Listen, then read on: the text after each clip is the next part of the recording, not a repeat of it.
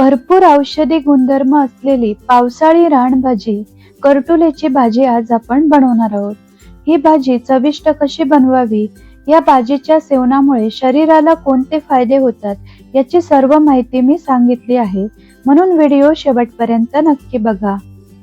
इथे मी पाव किलो करटुले घेतले आहेत। याला कंटोळीही म्हणतात। तुमच्याकडे याला काय म्हणतात कमेंट करून नक्की सांगा। ही भाजी काटेरी असून पावसाळ्यातच उपलब्ध होते। करटुले मी 2-3 वेळा पाण्याने स्वच्छ धुवून घेतले। याला अशा पद्धतीने उभं पातळ कट करून घ्यायचे। करटुलेची बी कवळी असेल तर नाही काढली तरी चालेल, पण करटुलेमध्ये लाल रंगाची बी असेल तर ती काढून टाका, कारण ते बी थोडंसं कडक असतं। या भाजीच्या सेवनामुळे कॅन्सर, हृदयविकार यांच्यासारखे मोठे मोठे आजार बरे होतातच, पण त्यासोबत छोटे आजार जसे की मधुमेह, शरीरातील आयर्न, प्रोटीन, वेगवेगळ्या विटॅमिन्सची कमीही भरून निघते। संसर्गजन्य आजारांपासून बचाव होतो। अशा या एक न अनेक आजारांवर ही भाजी खूपच रामबाण उपाय आहे, म्हणून ही भाजी वर्षातून एकदा तरी नक्कीच खावी। कढईत 1 पळी तेल गरम करून घेतलं। यात चिरलेली करटुले, चवीपुरतं मीठ आणि पाव चमचा हळद घालून करटुले तेलावर परतून घ्यायची। असं तेल मिठात करटुले परतवून घेतले की भाजी आणखी जास्त चविष्ट होते। झाकण ठेवून कमी गॅसवर 3-4 मिनिटं करटुले वाफून घेऊ। साधारण 3-4 मिनिटं झाली। हे हळद मिठातले करटुले तुम्ही असेचही जेवताना खाऊ शकता। तर पहा, करटुले शिजले आहेत। एका ताटात काढून घेऊ। याच कढईत शिल्लक राहिलेल्या तेलात भाजीला फोडणी देऊया। अर्धा चमचा मोहरी आणि अर्धा चमचा जिरे घालायचे। मोहरी जिरे फुलल्यावर यात घालूया बारीक चिरलेला कांदा। 2 मोठे कांदे आहेत।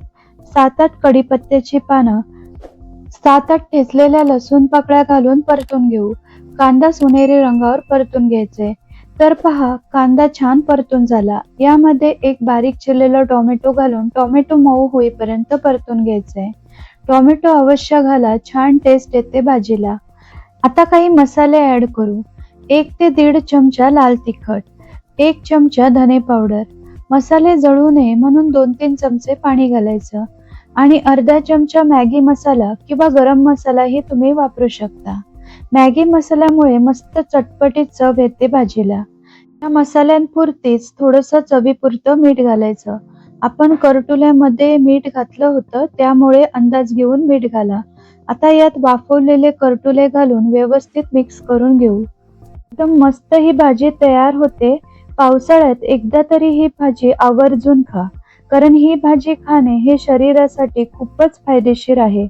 आता यात 3-4 चमचे भाजलेलं शेंगदाण्याचं कूट आणि बारीक चिरलेली कोथिंबीर घालून 2 मिनिटं भाजी परतून घ्यायची। करटुले आपण वाफवून घेतले आहेत, त्यामुळे अगदी झटपट ही भाजी तयार होते। तयार झाली अतिशय बहुगुणी, भरपूर गुणधर्म असणारी पौष्टिक करटुलेची सुकी भाजी। चपाती, भाकरी सोबत एक नंबर लागते। आजची रेसिपी आवडली तर व्हिडिओला लाईक, शेअर आणि आपल्या अनुमधू किचन या चॅनलला नक्की सबस्क्राईब करा।